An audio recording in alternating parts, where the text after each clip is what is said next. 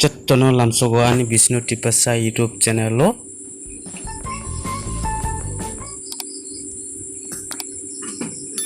je phaidi जों kaisa topic call recording ni bising tei जों sai malainai tei khnai malainai chini hatisora parani khoroksa Santosh Jomatia bumungtoi je buni viral wngmani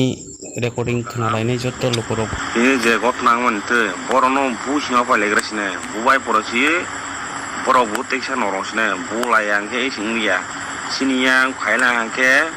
moharani side phailaga je phabroni tibra motha leader phailaga bono ka soi buj mana laigrana bon porosi